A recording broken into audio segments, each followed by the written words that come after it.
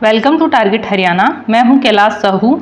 आज 1 जून 2022 है और आज वर्ल्ड मिल्क डे मनाया गया है। तो वर्ल्ड मिल्क डे से जितने भी क्वेश्चन बनेंगे वो सारे हम इस वीडियो में डिस्कस करने वाले हैं। इसके अलावा हरियाणा के दुग्ध उत्पादन से जुड़े नए आंकड़े और पशुधन से जुड़े नए आंकड़े जो हैं इस क्लास में हम करने वाले हैं। तो आप वीडियो को पूरा ध्यान से देखिएगा। क्लास एंड होते होते आपको सारी चीज़ें अच्छे से समझ आ जाएंगी। अभी आपका CET का एग्जाम आने वाला है और CET के एग्जाम के लिए मैं आपको सही और सटीक जानकारी के साथ सारी वीडियोस जो है प्रोवाइड करवा रही हूं।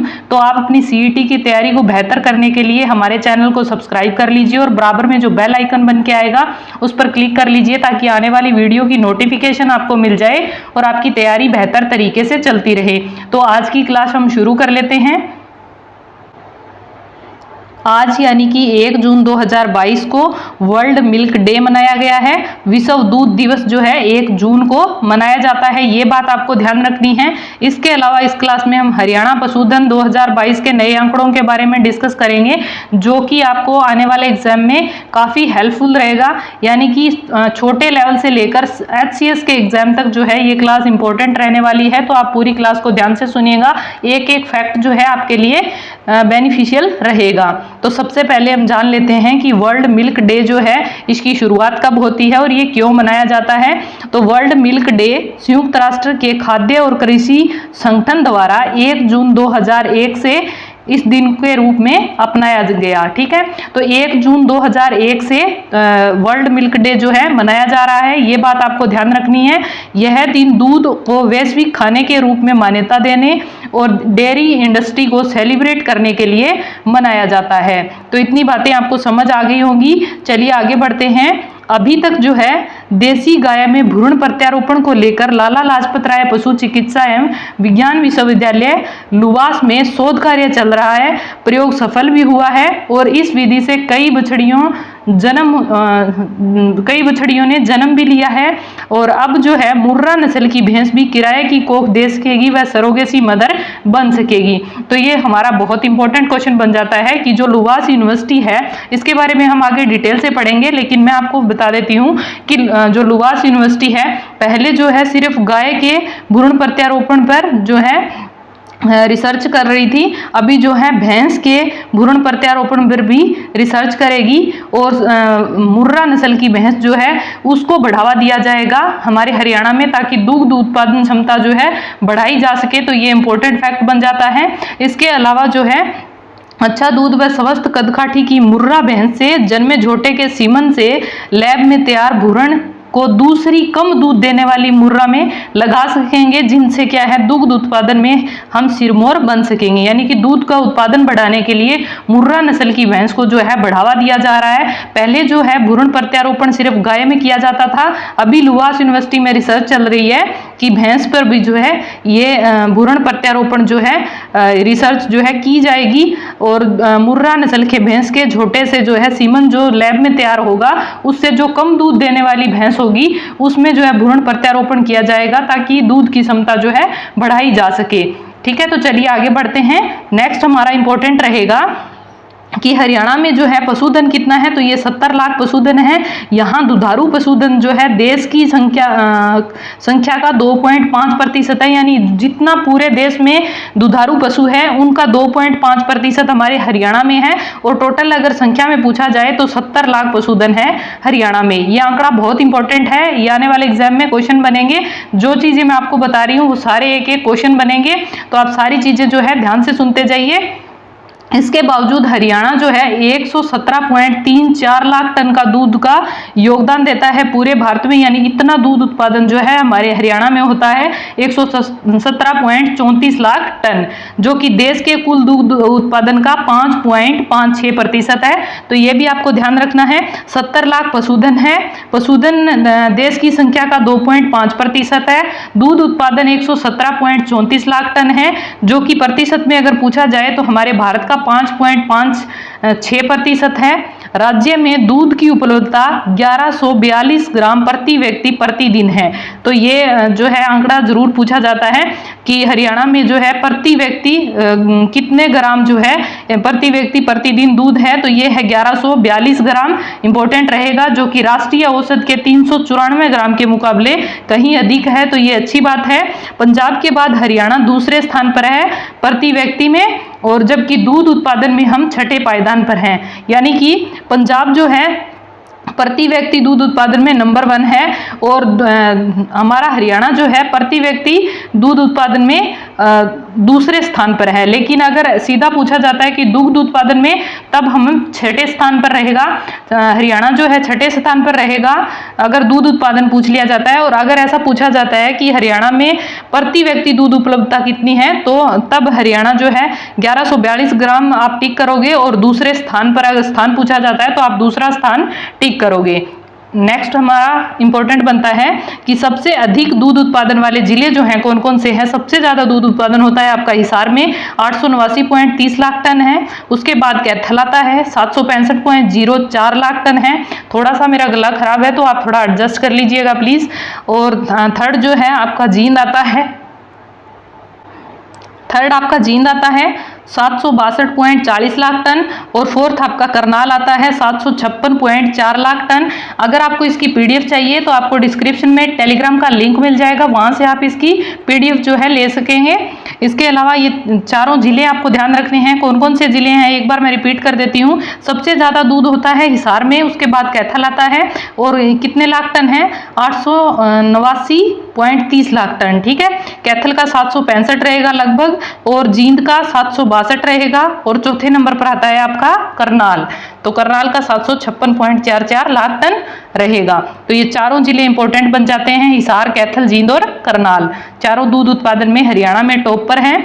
दूध उत्पादन की वार्षिक बढ़ोतरी रेट जो है 2016 में 6.08 थी, और 2016-17 में जो है 7.09% थी। 17-18 में ये बढ़कर 9.29% हो गई, और 18-19 में 9.35% हो गई, और 19-20 में जो है 9.40% है। तो ये लास्ट वाले दोनों आंकड़े आपको ध्यान रखने हैं। 18-19 में कितनी है 9.35% है, जो कि इंपॉर्टेंट रहेगा। दूध उत्पादन वार्षिक बढ़ोतरी रेट की बात कर रहे हैं हम, और 2019-20 में 9.40% रहेगा। नेक्स्ट इंपॉर्टेंट फैक्ट है, दूध से मिलने वाले पोषक तत्व जो है कौन कौन से होते हैं। दूध में प्रोटीन होता है, वसा होती है, calorie, calcium, vitamin D, B2 और B12 भी हमें मिलता है दूध से। तो ये इंपॉर्टेंट क्वेश्चन बन जाता है कि दूध में कौन कौन से प्रोटीन और विटामिन होते हैं। तो प्रोटीन होता है, वसा भी होती है, कैलोरी भी होती है, कैल्शियम भी होता है, विटामिन डी भी होता है दूध में, विटामिन B2 होता है, B12 होता है। तो ये इंपॉर्टेंट रहेगा। और इसके अलावा हरियाणा में कुल वार्षिक दूध उत्पादन जो है कितना है, अगर गाय का देखें तो कुल गाय का दूध उत्पादन हरियाणा में जो है 2207 टन है, और कुल भैंस का उत्पादन देखें दूध उत्पादन तो 9474 टन जो है रहेगा। नेक्स्ट है बकरी का दूध उत्पादन टन जो है 52 टन है। तो सबसे ज्यादा अगर हम देखें तो भैंस का दूध उत्पादन जो है सबसे ज्यादा है हरियाणा में, 9474 टन जो है दूध भैंस का है कुल। ठीक है, और कुल दूध उत्पादन अगर बात करें भैंस, गाय और बकरी का, तो ये है 11,734 टन, जो कि इंपॉर्टेंट बन जाता है। तो ये सारे आंकड़े जो हैं आपके लिए इंपॉर्टेंट रहेंगे, ये सारे आपको ध्यान रखने हैं। चाहें तो आप नोट डाउन भी कर सकते हैं, और आप इसकी पीडीएफ भी ले सकते हैं। एक दो बार आप रिवाइज करेंगे, वीडियो को एक दो बार देखेंगे, आपको सारी चीजें याद हो जाएंगी। चलिए आगे बढ़ते हैं। प्रदेश में 5 वर्षों में दूध उत्पादन और प्रति व्यक्ति दूध उपलब्धता कितनी है। तो पिछले 5 वर्षों की दूध उपलब्धता देख लेते हैं। 2015-16 में 83.81 लाख टन जो है हरियाणा में दूध उत्पादन होता था, और 877 प्रति व्यक्ति प्रति ग्राम था।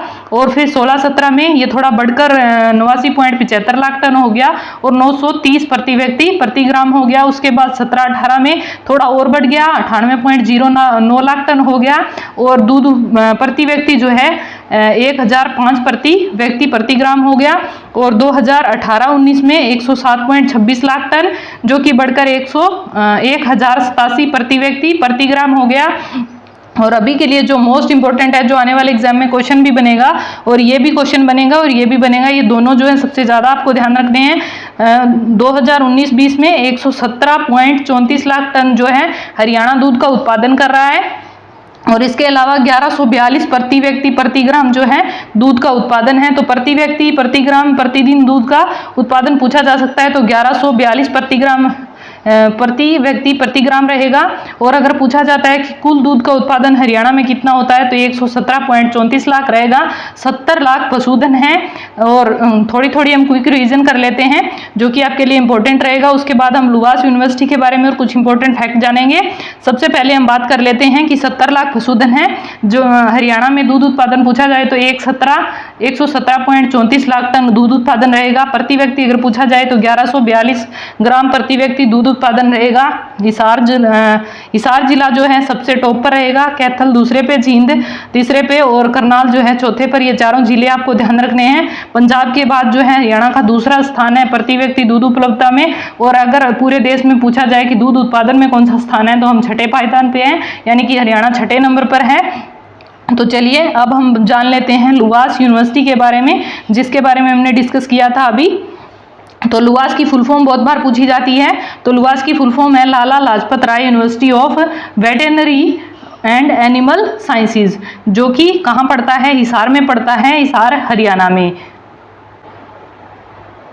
तो लुवास यूनिवर्सिटी जो है आपकी हिसार में पड़ती है, जिसकी स्थापना 2010 में हुई थी। इसके चांसलर जो हैं गवर्नमेंट ऑफ हरियाणा है। और वीसी अगर पूछे जाते हैं वाइस चांसलर कौन है, तो ये है गुरुदयाल सिंह। तो गुरुदयाल सिंह जो है लुवास यूनिवर्सिटी के वर्तमान वीसी हैं, ये इंपॉर्टेंट रहेगा।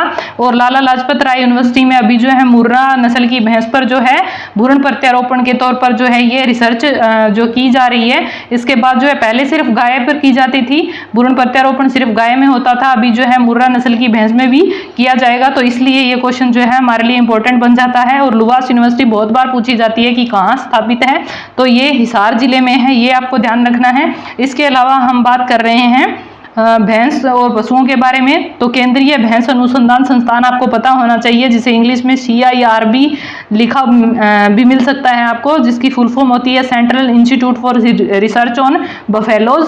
एक बार मैं फिर रिपीट कर देती हूँ, CIRB central institute for research on buffaloes, जिसे हिंदी में बोलते हैं केंद्रीय भैंस अनुसंधान संस्थान, जो कि हिसार में सिचुएटेड है, हिसार हरियाणा में। और इसकी स्थापना हुई थी 1 फरवरी 1985 को ये एस्टेब्लिश्ड होता है। इसके बाद इसका मिनिस्ट्री या मंत्रालय भी पूछा जाता है, तो वो कौन सा रहेगा, India ministry of agriculture and farmers welfare. तो ये हमारे लिए इंपॉर्टेंट क्वेश्चंस रहेंगे। तो आज का सेशन आपको कैसा लगा प्लीज़ कमेंट बॉक्स में ज़रूर बताएं। अगर आपको क्लास अच्छी लगी तो लाइक करना बिल्कुल ना भूलें और अपने फ्रेंड्स के साथ शेयर कर दें जो कि अपनी तैयारी अच्छे से कर रहे हैं, ताकि उनको भी हेल्प मिल सके। और अगर अभी तक आपने चैनल सब्सक्राइब नहीं किया है तो अपनी तैयारी को बेहतर बनाने के लिए CET के एग्ज़ाम के लिए चैनल को सब्सक्राइब जरूर कर लीजिए, ताकि आने वाली वीडियो की नोटिफिकेशन आपको मिल जाए। उसके लिए आप बेल आइकन जरूर प्रेस कर लें। हम मिलेंगे नेक्स्ट वीडियो में नेक्स्ट टॉपिक के साथ। तब तक के लिए टेक केयर।